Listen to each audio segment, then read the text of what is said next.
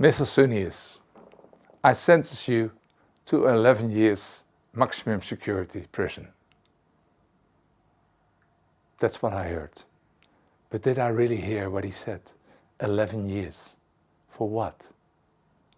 Well, I don't know what happened after that. Because they brought me to the holding cell and I had to wait and they had to decide which prison, and I don't know. I don't have a clue. I really have not a clue what happened after I heard the words 11 years prison. And it was still my lawyer came and told me how long it was, because I couldn't believe it. But that's for a different time. This time I had to wait that the prison truck would bring me away, and I know only that for so many hours I was driving, and I found out that I was to Lithgow prison in the Blue Mountains in Australia. And when I arrived there, they put you in a holding cell and you have to wait. They prepare where you're going to stay the next 11 years. So I had to come to the director of the prison, and it was really harsh what he did, because the first thing he looked at me and he said, Mr. Sunius, what are you going to do the next 4,000 days of your life in this facility? And he was talking if it was a summer camp. But yeah, it looked like a summer camp, because there was a basketball field, there were tennis courts, and there was a track and field, and you know, it looked a little bit, if you don't look at the razor wire and all the walls and everything, and the guys with the guns and everything, it looked like a summer camp. But the way he was telling it me, it was really harsh. But there was one thing in my mind already. I'm not going to do 11 years. I'm going to sneak out. I had already enough of this life before this all happened. And now 11 years in prison. For what? I didn't have a clue. So they prepare my room and they brought me, and people start already yelling to you because you're a fresh one, and you have to go to all the shit what's happening in prison.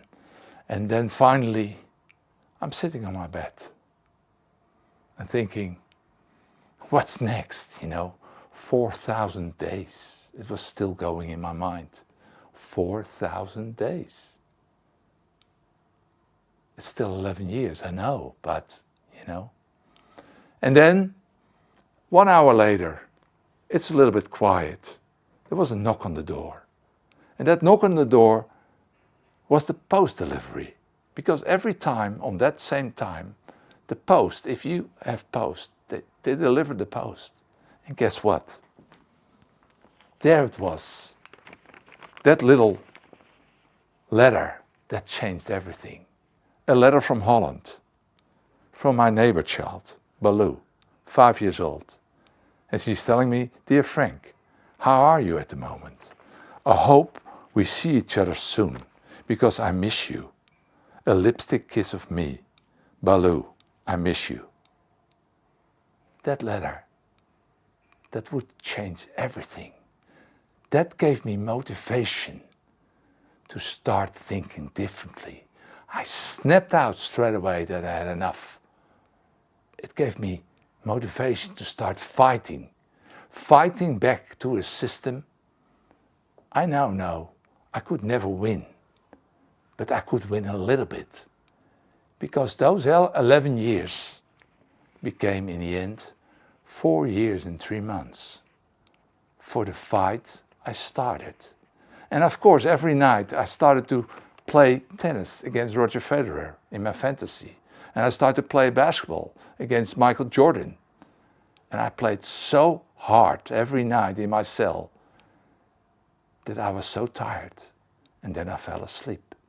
So that was my motivation. Motivation comes when you need it. Motivation is everywhere. But you have to be ready to listen and act on motivation. And this little girl, she knows now. She's in my book Trapped in a Dream. she's got her own chapter because she is a destiny helper. She changed my destiny there and at that moment. So motivation is everywhere, but you have to listen to it.